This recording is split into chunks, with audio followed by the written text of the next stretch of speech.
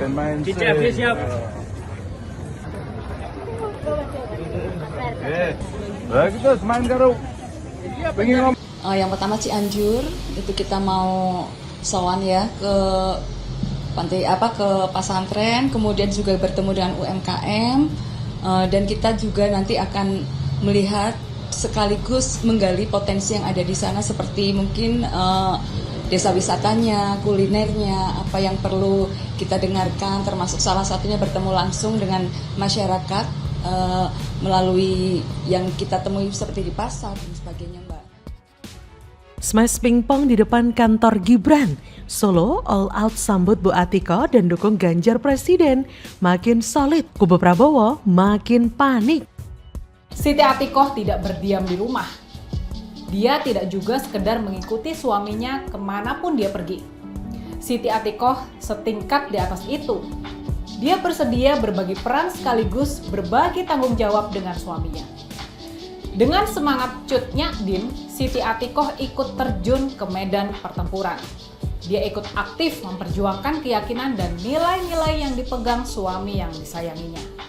Siti Atikoh adalah cerminan nyata perempuan masa kini. Ia dikagumi para perempuan yang lebih tua, menjadi cerminan perempuan generasinya. Dan dia menjadi inspirasi bagi para perempuan dari generasi sesudahnya. Siti Atikoh adalah bintang dari kampanye Pilpres 2024 ini. Halo, selamat datang di channel Redaksi Jurnal. Capres RI nomor urut 3 di Pilpres 2024, Ganjar Pranowo dan istrinya, Siti Atikoh Supriyanti, hadir pada Car Free Day di Jalan Slamet Riyadi, Kota Surakarta, Jawa Tengah, Minggu 24 Desember pagi. Kehadiran Ganjar dan Siti Atikoh membuat suasana CFD semakin meriah dari biasanya. Keduanya pun dikerumuni warga yang tengah mengikuti CFD. Ganjar tampak mengenakan pakaian olahraga bernuansa hitam dan topi putih, sementara Atikoh mengenakan jersey warna merah marun, jilbab coklat, serta training dengan warna yang sama dipakai sang suami. Ganjar Atikoh menyusuri jalan yang biasanya ditutup selama beberapa jam untuk aktivitas masyarakat Surakarta pada Minggu pagi. Atikoh pun tampak sesekali meladeni warga yang mengajaknya untuk bersuah foto. Bukan hanya itu saja, Ganjar juga dikerumuni warga saat Atikoh ikut senam bersama dengan warga lainnya. Saat tengah dikerumuni warga, Ganjar mendadak dipanggil seorang instruktur senam yang memintanya menyapa masyarakat Solo dari atas panggung. Ganjar menghimbau warga Solo untuk menjaga kesehatan, sering berolahraga dan guyup rukun dengan masyarakat. Lalu, Ganjar pun melanjutkan meladeni warga yang mengajaknya untuk berfoto.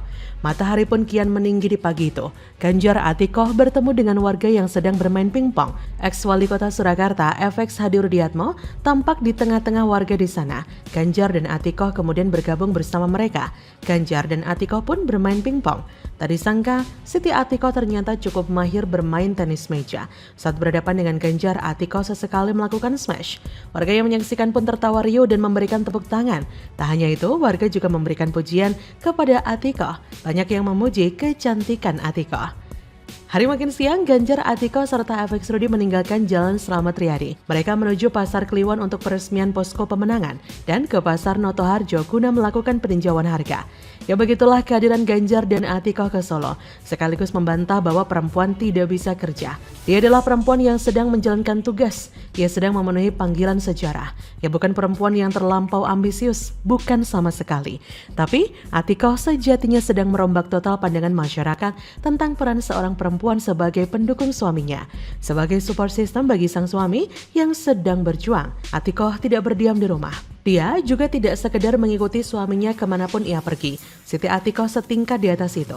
Ia bersedia berbagi peran sekaligus berbagi tanggung jawab dengan suaminya. Dengan semangat Cut Nyak Dien, Siti Atikoh ikut terjun ke medan pertempuran. Dia ikut aktif memperjuangkan keyakinan dan nilai-nilai yang disayanginya. Siti Atikoh bukti nyata perempuan masa kini.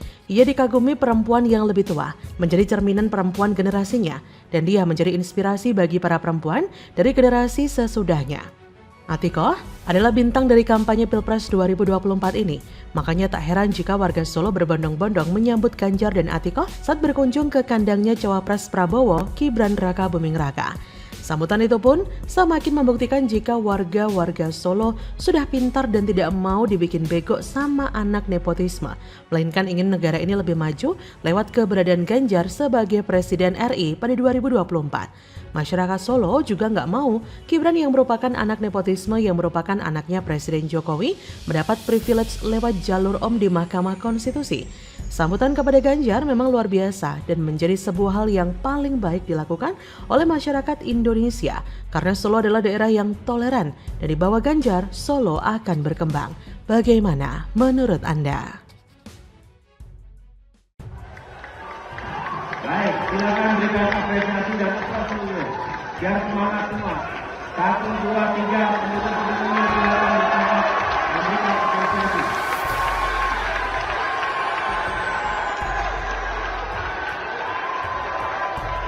Kita masih akan lanjutkan debat ini di sesi selanjutnya masih tentang uji panelis yang...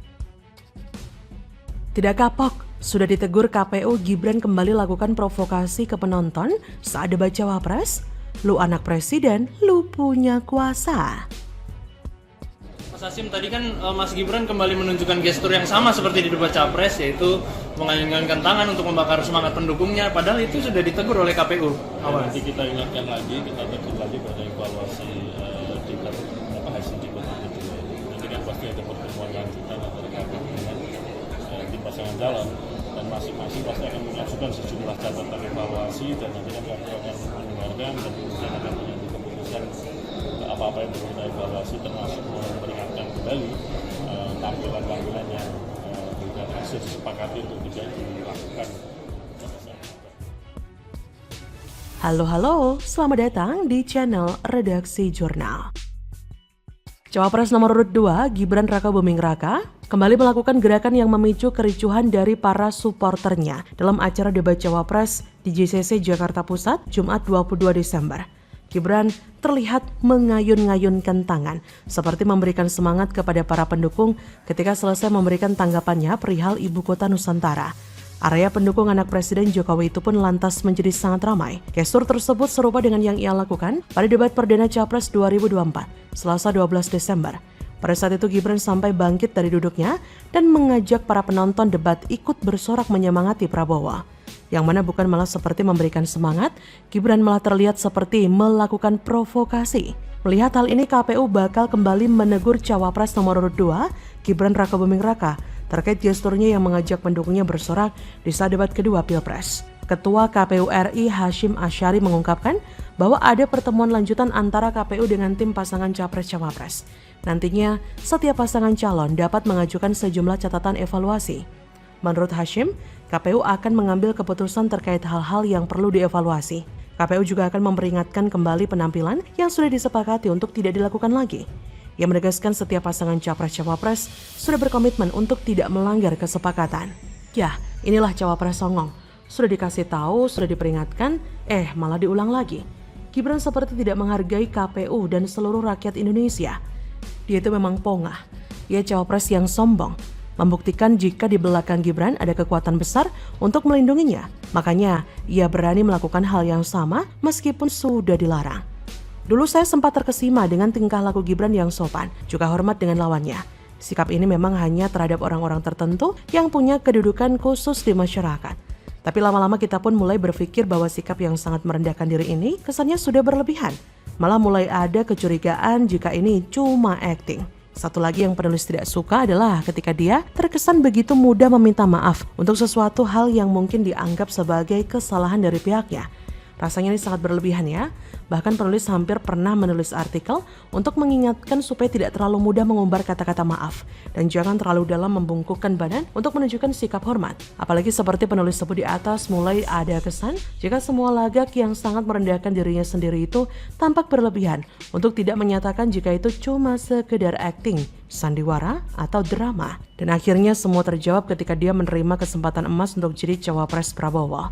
Teka-teki yang selama beberapa bulan membuat banyak orang bingung dan cemas itu pun akhirnya terjawab. Doi ternyata gila kuasa, sombong, sering menebar provokasi agar bisa berkuasa. Banyak orang merasa ditipu, dibohongi, dikadali, bahkan dihianati. Terlebih PDIP yang selama ini telah memberikan segalanya untuk dia dan ayahnya. seperti dicampakkan begitu saja. Lebih menyakitkan ketika publik yang merasa tertipu itu direspon dengan awak-awak-awak. Walah edan, Gibran sudah bukan lagi calon pemimpin. Dia tidak pantas mendapat kursi seorang pemimpin. Dia itu sombong, songong, melanggar aturan, bahkan terkesan meremehkan peraturan atau hukum. Tentu yang seperti ini tidak boleh menjadi seorang pemimpin ya. Bagaimana menurut Anda?